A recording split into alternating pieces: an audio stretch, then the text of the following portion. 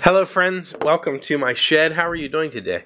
I hope you're doing well. I hope everything in your world is good. My hair is way too long. Needs cut. Today's good here. I had a longer day at work than usual, and we ended up having a meeting at the end to talk with a customer, a potential customer, about a application they would like to have built, and whether or not we could do that for them, and whether we could come to some sort of terms. And it was, our entire software team and our manager kind of together, and this was really the first time we've done that as a group. It's always been done kind of on an individual basis prior to this, from what I understand.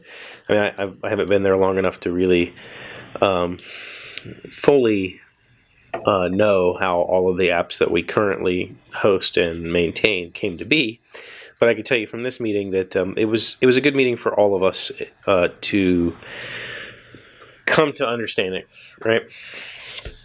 And one of the things that became very aware to me is the managing expectations is, I would say, a very large majority of all sales is managing expectations.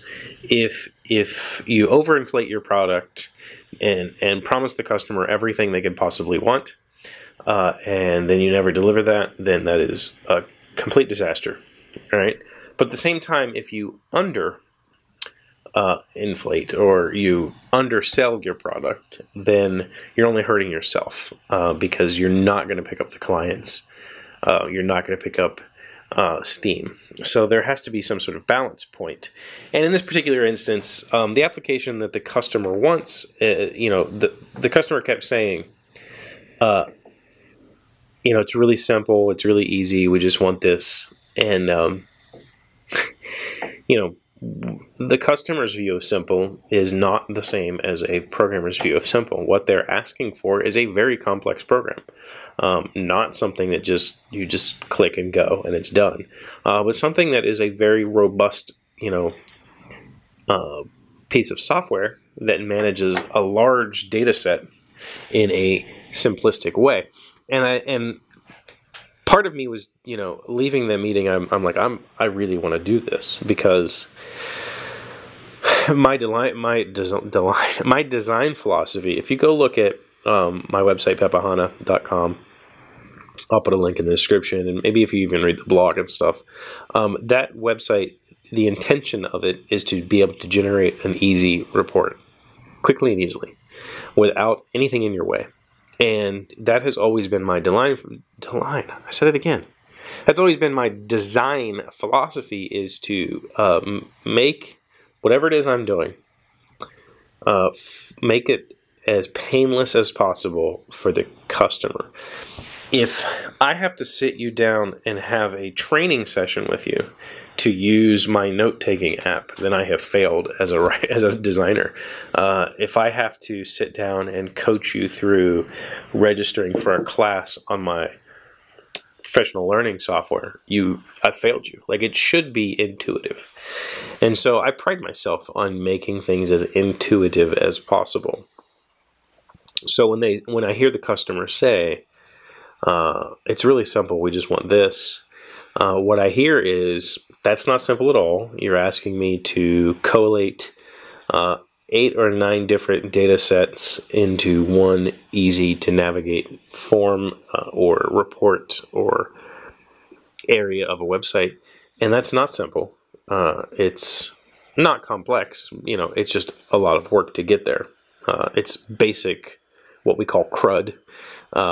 Create, read, update, and delete is the basic things that all websites do. They're just creating, reading, updating, and deleting data that's in a database somewhere, and then presenting it to you in a format that makes sense to you.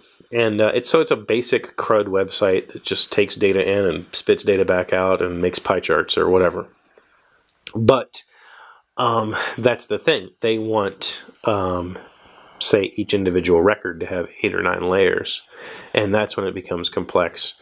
And the challenge is to take that complexity and make it as simplistic as possible for the end user, so that they can just easily go, oh, I click this and I'm there, and I don't have to think about it. I don't have to go anywhere crazy. I remember when I was in the automotive industry, the software that we used was from a company called Reynolds & Reynolds, and I think they have to still be in existence.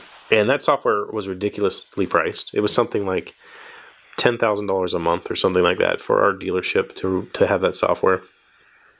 And it was software that was built in like the 70s and 80s.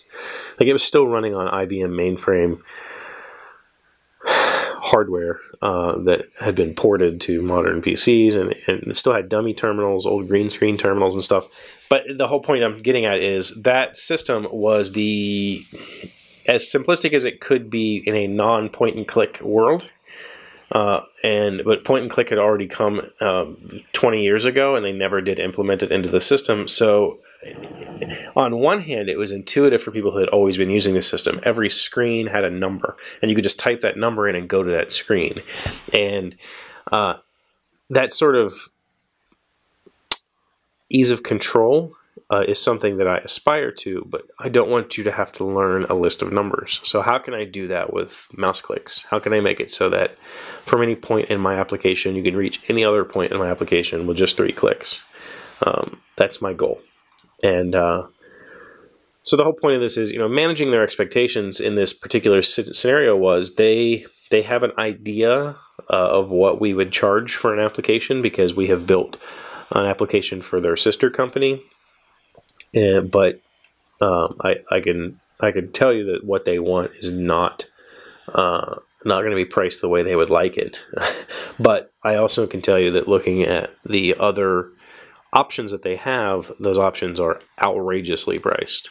I say outrageously priced, but the truth is they're not. They're what the market will bear, and that's what how they should be priced. But in the state of West Virginia, for a small organization can't afford to pay $100,000 for a piece of software. So can we do it? We can. Can we do it for the price they want? That's when I have to figure out how best to manage customer expectations. And it's not always easy. And I'm not good at sales. So I kind of sit back and let my team leader and my manager handle that stuff. And I'll let them figure it out. And if they tell me we're going to do it, then we're going to do it. And it's going to be fun doing it. But ultimately, there's some social skills involved there that I need to practice more. Yeah. Don't know what that episode was about. So thank you for watching. Thank you for listening, and thank you for coming back every day and making me a part of your life. It means the world to me. I really appreciate you. So thank you for being here as always. Liking, commenting, subscribing, being amazing friends, being wonderful people. I hope we'll see you again tomorrow. Hey, Doc, wait! I want to ask you something. Today's random fact comes from Wikipedia. Do otters have pouches? Under each foreleg, the sea otter has a loose pouch of skin that extends across the chest. In this pouch, preferentially the left one, the animal stores collected food to bring to the surface. This pouch also holds a rock, unique to the otter, that is used to break open shellfish and clams.